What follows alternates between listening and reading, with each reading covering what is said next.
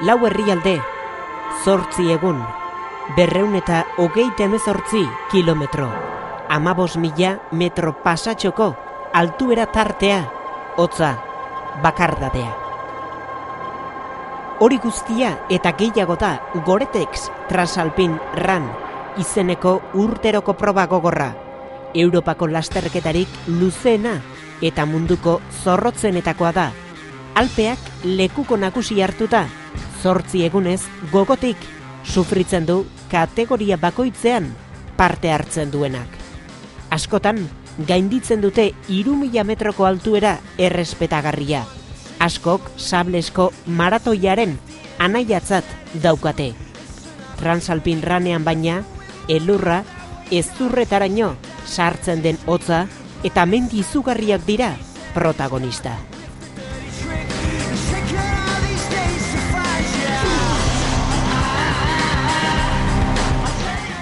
Orain 4 urte ikusi zuen arkia eta urtetik urtera indar eta garrantzia handiagoa hartzen joan da. Distantzia luzeko lasterketen erreferentzia bihurtu da. Mendiko lasterketen Frantziako turra da.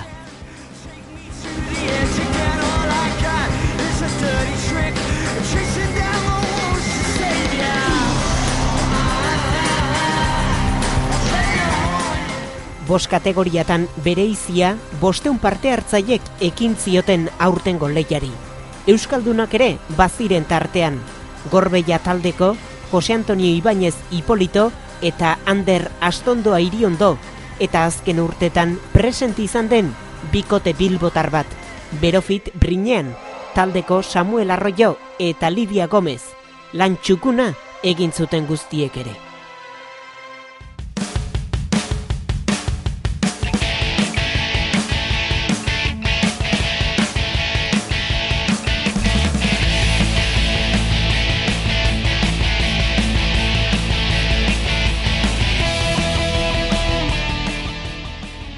Eta 2009 urteko 5. edizioak Oberstdorfen izan zuen irtera. Lehen egunean egin beharreko lana 2.500 metro inguruko igoera eta 1.900 metroko jeitsiera izan ziren. Helmuga beste herrialde batean, Austriako Lekam Albergen ezarri zuten antolatzaiek. Lehen egunetik hasi eta azken arte guztien gainetik baina 2 pertsona eta talde bat nabarmendu ziren. Saab Salomon Outdoor taldeko Andrew Simons eta Tom Owens britainiarrak. Haiek ziren favorito eta ez zuten hutsik egin. Austriako helmugara 3 ordu eta 35 minutuan iritsi ziren. Bigarren etapa guztia Austriako lurretan jokatu zen. Albergen hasi eta Saint Antonen amaitu zen egin beharra. Guztira 23 kilometro luze eta 2.000 metroko jeitsiera eta igoeratan. Irudietan daukazuen paisaia dotore eta bakanez gozatu ahal izan zuten parte hartzaiek. Simons eta Owen bigarren egunean ere nagusi izan ziren.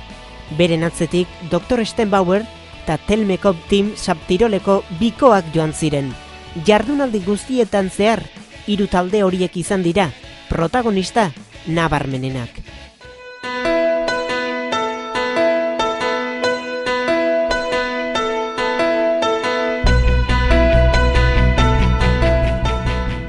Hirugarren egunean ere ez ziren Austriatik atera.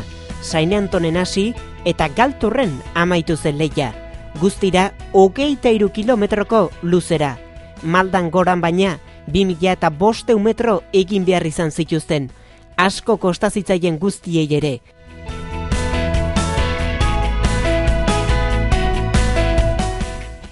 Aurreko egunetako nekea presen zeukaten, baina zailtasun berriei egin behar izan zieten aurre.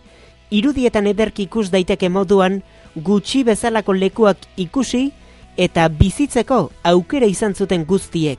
Galturreko helmugara, Saab Salomon Outdoorreko biko bizkorra lehenengo helmugaratu zen. Hurrengo egunean, Austrian ekin zioten saioari, baina Suitzako lur emankorretan amaitu zuten eguna. Eskuolen izan zen amaiera. Ia 40 kilometroko luzerari egin behar izan zieten aurre. Kasu honetan, nabarmenak izan ziren jeitsierak. Suitzako lurretan betikoak izan ziren nagusi. Andrew Simonsek eta Tom Owensek ondo egin zuten egin beharrekoa.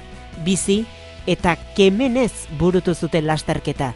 3 ordu eta 51 minutu behar izan zituzten.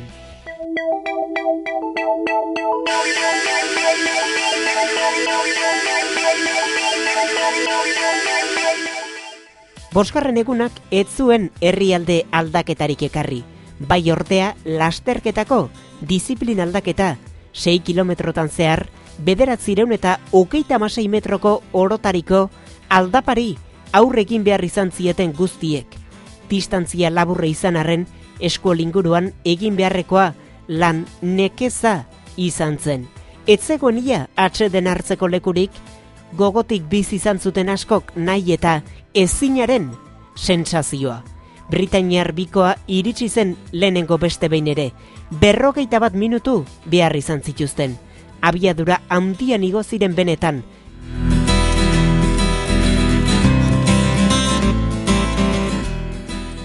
Hurrengo egunean, eskuolen hasitako lanak Italian den Malsen amaitu zituzten. Beste egunekin alderatuta, etapa lasaiakoa izan zen 6. 37 kilometrori egin behar izan zien aurre. Beste behin ere, leku paregabeak zeharkatzeko aukera izan zuten denek. Gure ordezkariek nekea erraietaraino barneratua zeukaten arren ondo egin zituzten egin beharrekoak. Gorbeia taldeak 5 ordu eta 6 minutu behar izan zituen, Berofit Brineak berriz 4 ordu eta 29 minutu. Biko bilbotarra ondo aretu zen. Lehenak helmugaratzen beste behin ere, Saab Salomon Outdoor taldeko britainiar altsuak izan ziren.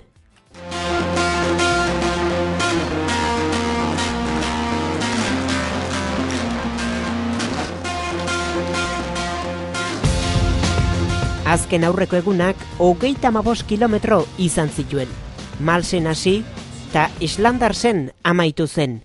2000 metroko igoera eta 2500 metroko jeitsierari egin behar izan zien aurre. Arestien esan moduan, lasterketa honi, mendiko Frantzieko turra esan ohi diote, zerbaitegatik jartzen dire esanak. Buruz eta gorputzez ondo prestatu egon behar da. Egun guztietan zehar igarotako hotzaldiak mingarriak izan daitezke eta askotan nekeak uste baino indarkeiako har dezake.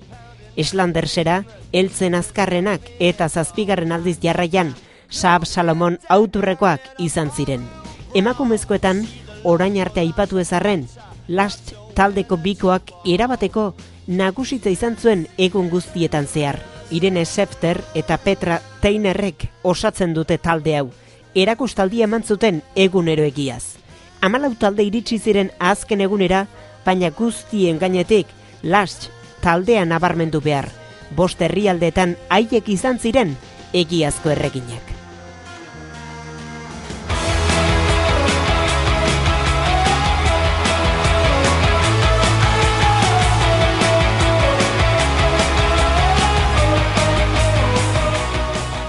Eta zorionez, iritsi zen iraiaren 12, azken eguna. Islandersetik, Las bitarte, 29 kilometro egin behar izan zituzten. Italiako lurretan, aurtengo egingo zen azken jardunaldia. 1800 metro pasatxo igotzeko eta jeisteko. Sailkapen nagusian, goreneko postuak erabakiak zeuden, baina lata guztiz ere, beren buruak bizipen honekin usteko gorputzetarima borrokatu ziren. Nahiko eta gehiago batzuk. Saab Salomonek lortu zuen garaipena eta baita leia ere. Gainera, errekor berri bat zizelkatzea lortu dute Alpetako lur, hotz eta bakartietan. Guztira, lan guztiak bukatzeko 24 ordu, 2 minutu eta 47 segundo behar izan baitituzte. Emakumezkoetan, Las taldeak 2006ko eta 2007ko garaipena errepikatu ahal izan du. Guztira, 33 ordu eta 33 minutu behar izan dituzte. Euskal ordezkariak ere ondo, bai Gorbeia taldeak eta bai Berofitz Brinen talde mistoak azken egun arte borrokan aritzeko adorea izan dute.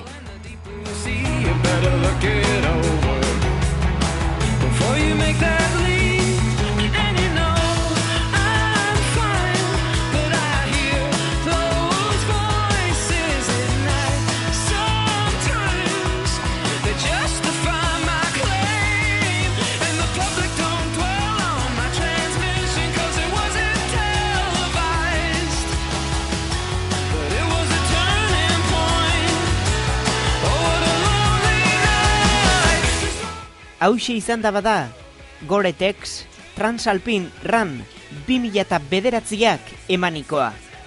Behon deiela guzti guztiei.